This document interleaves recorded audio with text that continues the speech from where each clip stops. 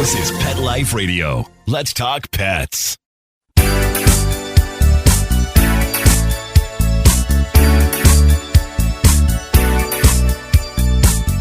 Hello, you're listening to Animal Party on Pet Life Radio with me, Deb Wolfe, and we're going to talk about animals today. Of course we are. We're going to talk about pets and some news that's come up that I think is just too funny. I've got to share it with you. Okay, so yeah, this one's too funny. In Wyoming, a man gets mauled by a wolf pack. Okay, so far it doesn't sound very funny, does it? Except, you gotta understand, this guy oh my goodness, I've got a picture of him, and it is a man dressed in a wolf suit, and he's trying to integrate with the pack. Now, here's the funny part about all this, is that this is not an animal zoologist doing a study. This is not Farley Mowat, the famous author, Canadian author who lived amongst the wolves for years and years before he tried to meet the pack. This is not someone who studied animal behavior and figured out how to do this. And this is not for any purpose that makes sense. Like Farley Mowat's great book, Never Cry Wolf, which helped us understand the wolf like we never did before. Or the biologists and zoologists who are studying animals all over the world and try and get close without impacting them. No, this isn't that. This is some guy with some kind of weird fetish where he thinks he's a furry or a dog or a wolf. He wants to be a wolf. And he thinks that he could pretend like he does at the nightclubs and the, fetish clubs. He can take on wolf mannerisms that probably seem convincing to humans. Maybe he scratches himself. Maybe he lifts his leg to urinate. I don't really know what this guy does, but it did not convince the wolves because they go by scent. If you ever read Never Cry Wolf, you would know that urine is a big part of getting along with the wolf pack. Anyway, so this guy didn't do any of the things that you're supposed to do, and he went and tried to just integrate in his little furry costume, and they did not accept him, let's just say. So for all you furries out there listening to my show, I don't mind that you do your thing, but it's a human fetish. It has nothing to do with the actual animals. So leave them out of your games because they're not going to play nice when you show up in their territory smelling like a human and acting strangely. They're just not going to accept you. So let this guy in Jackson, Wyoming, who's still in the hospital, be a little bit of a warning for all of us. If you want to integrate with wildlife, you got to learn how and do it correctly. And dressing up in a costume isn't the way to go. All right, we're going to go to break and come back on Animal Party, Pet Life Radio. Stay tuned. You know the expression, cats have 9 lives. Well, what if you can give them one more? The Give Them 10 movement is on a mission to help give cats an extra life. How? With spay and neuter. Spaying or neutering your cat helps them live a longer, healthier life. And it helps control free-roaming cat populations too. Learn more about the benefits of spay and neuter and meet Scooter, the neutered cat, at givethem10.org. That's givethem10.org. Let's Talk Pets on PetLifeRadio.com.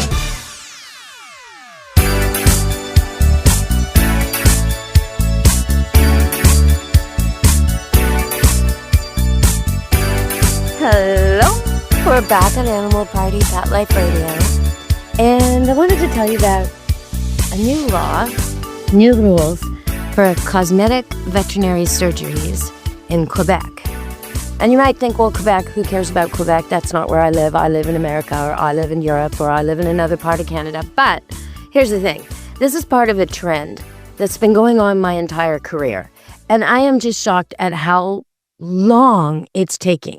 So this same type of legislation is now before the courts and pending in New York State. It's already happened in New Jersey and other places too, where you're not allowed. Vancouver Island was ahead of the curve, and now all of Europe, all of the UK and all of Europe, you cannot do a surgery on a dog just for cosmetic purposes, or a cat. And in particular, you can't take their claws away, you can't take their voice away. And in fact, I thought this was actually quite amazing. They decided that it was considered cruelty and that taking the voice away from an animal was cruel and should never happen. That was a New Jersey court. So what they're talking about is they go in through the throat or through the mouth, and they take a portion of the vocal cords of an animal, and it's supposed to make the animal silent. It does not work. They're not silent. They have this weird, altered, squeaky, scratchy, horrific sounding, irritating bark. They can't communicate with other animals. They can't warn us. They can't behave like they should. And oftentimes, it can make them have to behave more aggressively because they can't do any warning barks. So not in the same way. They sort of sound like a bird, a squeaky, crowing, weird noise. It's terrible. So I think it's great that they've stopped this. Now, why is it taking so long? Because most people agree that you shouldn't be able to do this to a dog and that it doesn't get the result you want. Training a dog to be quiet is better. Making sure he's not bored is better. Making sure he's exercised is better. Taking him to a professional trainer to teach him quiet command is better. Teaching him who the neighbors are so he's not barking at them is better. I mean, there's lots of better ways, including some devices, which might spray him with lemon, a citron mix, or might give him a vibration warning. There's ways to combat a barkaholic dog besides this. This is not cool. And a long time ago, 25 years ago, there used to be building requirements that insisted on this in parts of California. So, okay, so most people agree it doesn't work, isn't a good idea, no reason to do it, let's not do it. Right. Okay, great. A dog named Logan, I think he was some kind of herding dog. And I saw the picture, probably a collie of some kind. Anyway, his owner, a 15-year-old boy, got the law passed in New Jersey. So well done, you. But it's taken everywhere else a long time because it's linked to other cruel surgeries, other cosmetic surgeries like tail docking and ear cropping, which I don't believe in either. If you've ever had a Doberman puppy or seen one with plaster and tape all over his ears so they'll stand properly. If you've ever had to take a tiny little puppy with its beautiful little trusting nature to the vet to have its tail docked, which is actually spine taken, it's not just cosmetic. So if you've ever seen a cat not wanting to use the litter box or being riddled with arthritis or absolutely reactive because every step hurts, because its knuckles were taken off when they took the claws, because that's the only way to do it. Yeah, you know these things shouldn't be done, but there's a lot of show people who still want fancy ears and fancy tails, and so they'll fight any legislation. So all you pet owners out there who don't give a hoot if your dog's ears are up, if the tail is short, if the dog looks menacing, but what you do care about is that veterinarians get a break from having to do all this, that the law requires they not do it. And then customers can't pressure them to do it. And then all these unnecessary cosmetic surgeries on dogs and cats won't be done anymore to the dogs and cats of your neighborhood. So pay attention to the legislation. It's probably coming to an area near you. Ohio was ahead of the curve. Parts of Rhode Island are ahead of the curve. Parts of Canada are in line with the UK and Europe saying no more unnecessary cosmetic surgeries. Now, why do they say unnecessary? Because once in a while, it's necessary. What am I talking about? Well, in particular, I've seen it quite a few times in my career where there's a dog with a very large, fat, wide, thick, heavy tail. And if it's not docked, sometimes, and it's really, really quite rare, but sometimes this particular dog will continually have injuries to his tail just from wagging it. Bang, bang, bang against the door, against the railing, against a cupboard, whatever, and it will split open. And in this case, when someone's had to take their dog to the vet to have the tail repaired more than once, then it makes sense. But they don't dock it at the base. They don't take spine. They don't do a cosmetic, make your dog look tough type surgery. They do what's necessary. So they only take off what's absolutely necessary, way less suffering, and it's only when a dog really needs it. So really think about this. I hope you'll pay attention to the news around you and the feeds that come in. And if there's something you can vote on in your area, please do, because we got to end all this cruelty. A declawed cat is not less likely to destroy things. It is more likely to bite, and it is more likely to have litter box issues, especially as it gets older, which is the number one reason cats get abandoned to shelters. So we don't want that. You know, you can train your cat. You really can. You can train your cat to be nice. And more importantly, you can train the people around you not to push the cat to where it has to act out. You can teach people how to read a cat, to know when he's had enough, to know when it's too rough. Most of us are petting our cats way, way too roughly. Imagine if you were only 10 pounds, how gently you'd like to be touched by a 100-pound being. Or imagine you're the size you are now, but there's something 10 times bigger than you that wants to pick you up and cuddle you. You're going to hope it's gentle. All right, we're going to go to the second break and come back on Animal Party Pet Life Radio. Stay tuned. Take a bite out of your competition. Advertise your business with an ad in Pet Life Radio podcasts and radio shows. There is no other pet-related media that is as large and reaches more pet parents and pet lovers than Pet Life Radio. With over 7 million monthly listeners, Pet Life Radio podcasts are available on all major podcast platforms. And our live radio stream goes out to over 250 million subscribers on iHeartRadio, Odyssey, TuneIn, and other streaming apps. For more information on how you can advertise on the #1 pet podcast and radio network, visit PetLifeRadio.com/advertise today. Let's talk pets Let's talk pets on Pet Life Radio. Pet Life Radio. PetLifeRadio.com.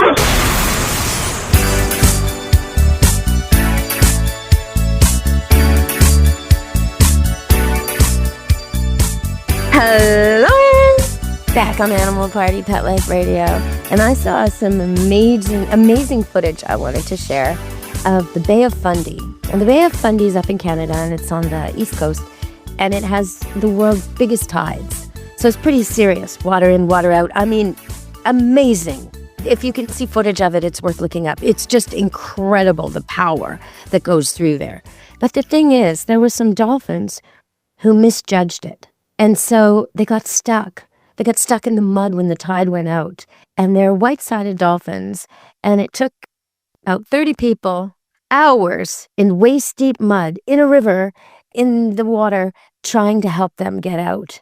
And they noticed them because they could hear them squealing and making noises, but they weren't moving, and they were kind of half stuck in the mud. So the people went to the rescue. They spent all day doing this, and every dolphin survived.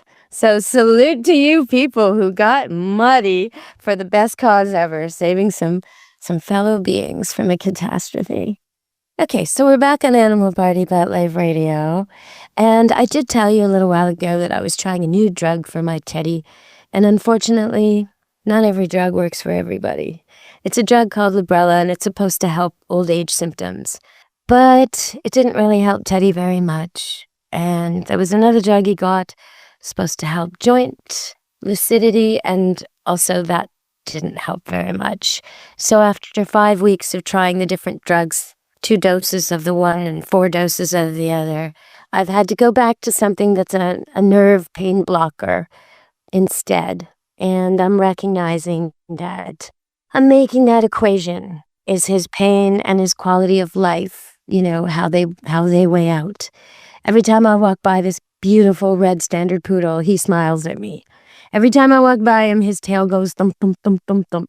When I pick him up into a stand position, he can walk around. He even wants to go for a walk. He wants to help me garden and water the plants. But every once in a while, his hips slide out from under him and I have to pick him up again.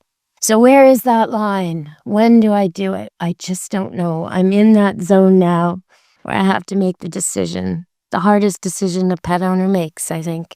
But I got permission from the vet to increase his dose from 2 pills a day to 3.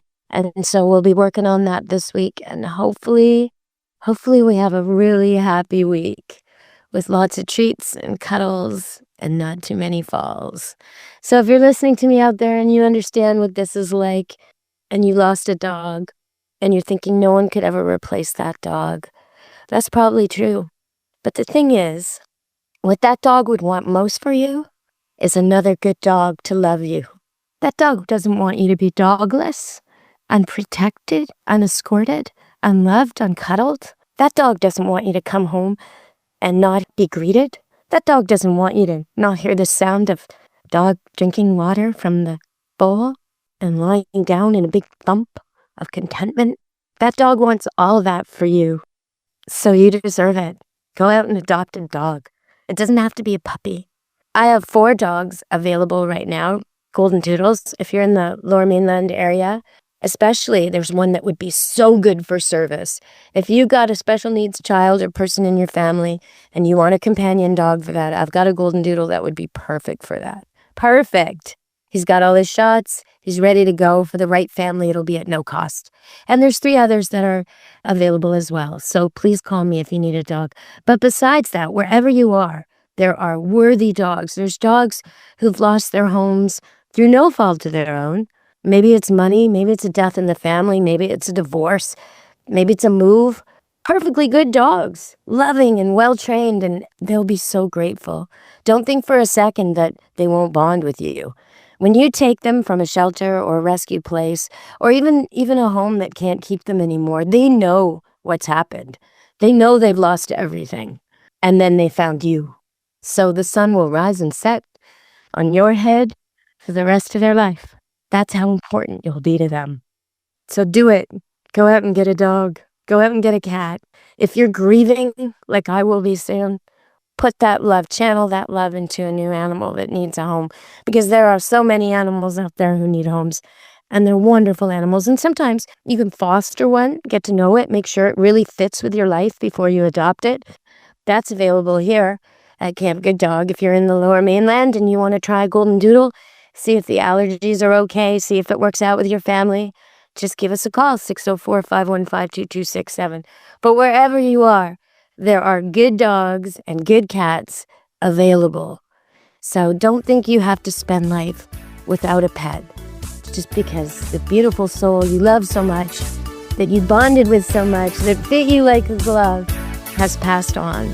There will be another, and it won't be the same, but it'll be amazing too. All right, from me, an Animal Party and Pet Life Radio. Ciao now. Be good to your animals. Let's Talk Pets, every week on demand, only on PetLifeRadio.com.